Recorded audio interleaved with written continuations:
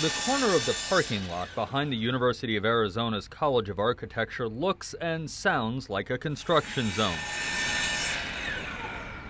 That's because students are madly working to complete a solar-powered house that's part of an international competition. When you wake up in the morning, your house has got all this kind of cool mass to it.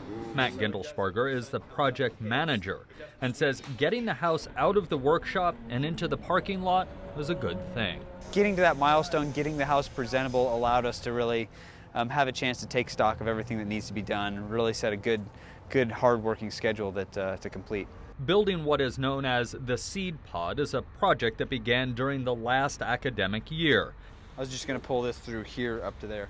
And when it's complete, the house will be judged against solar houses built by nearly 24 other universities from around the world.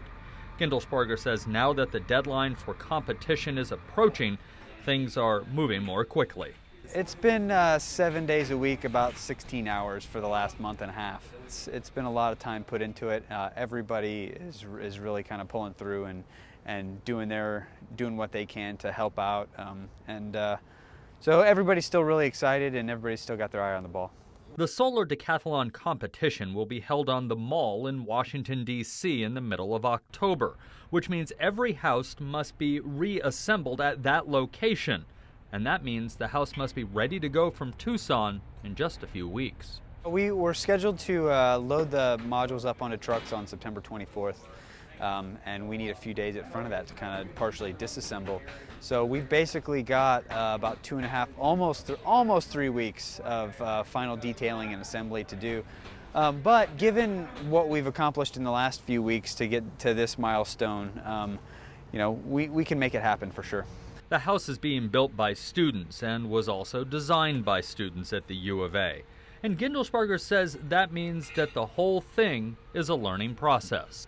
Every day we're kind of detailing by design on site, in the field, figuring things out. And it's never a gross departure from what we had initially planned. It's just kind of dealing with all the little peculiarities and detailing, thinking about the fact that, we need to get around this wire, or this wire needs to come with. The troubleshooting process of getting all the modules bolted together took longer to do that than we could have anticipated, but in the end, we got it all figured out, and we have a good strategy for taking it apart and putting it back together.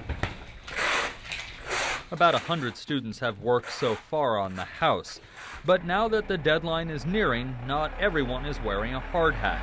There are other details that need to be taken care of before the team heads to the nation's capital. There's a wide range of things we have to do. It's not just completion of the house, it's preparation for transportation, preparing communications materials, making sure like hotels are booked, making sure we have team uniforms, making sure, check this, check that.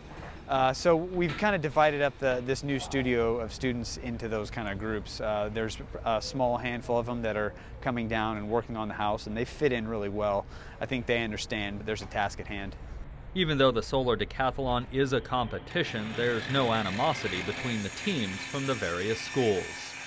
I just spoke to a team from Canada last week, and it sounded like they were in, basically the exact same position as we were. And they said they were just talking to some other team that was kind of in the same scenario. I know that, everybody's got timelines, everybody's got constraints. It's the same story. It's down to the wire every time. Of course, the U of A's team, along with the others from the United States and Canada, do have one time advantage over the teams from other parts of the world. They don't have to ship their houses across the ocean.